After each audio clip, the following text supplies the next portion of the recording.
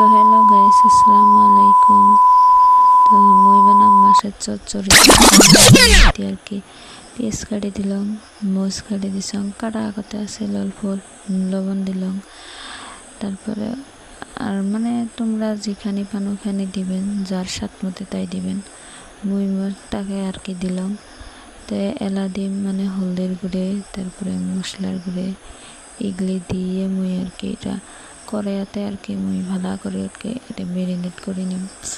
করে নেওয়ার পরে আর কি এটি মাছগুলো দিম, দিয়ে মানে অল্প মানে পানি দিম। দেওয়ার পরে মই আর কি চড়ে দিম সবজিটা। মানে এমন করে দিলে সেই ভাল লাগে সবজিটা মোটাই। তোমরা বাড়ির মধ্যে একবার ট্রাই করে খেয়া দেখেন, তোমারটা কি ভালো লাগবে এম করে। তো মই তেল দিলাম, হলদের গুঁড়ে দিলাম, দিয়ে আর কি মশলার গুঁড়ে অল্প দিলাম, দিয়ে আর কি এটি মাহি মেলা হাত দিয়ে মাহিম। কোনো কি করবেন না, হাতা টাতা দিলে তো স্বাদ লাগে না। মুই হাত দিয়ে এমন করে মুতলি আর কি মাহাম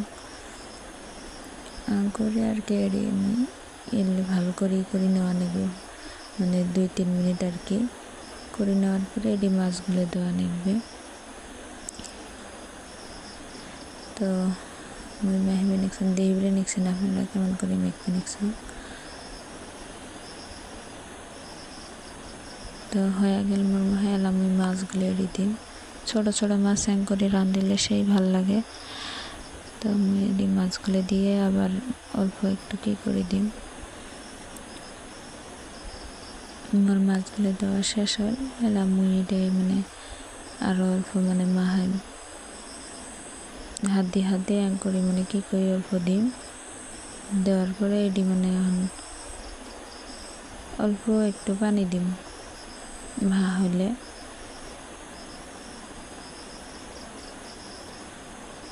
করে মিলাম, এখন এতে অল্প একটু পানি দিম।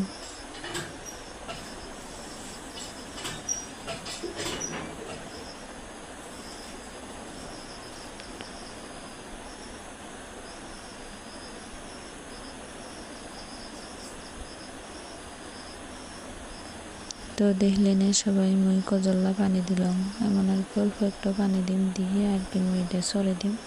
তারপরে হয়ে যাবে।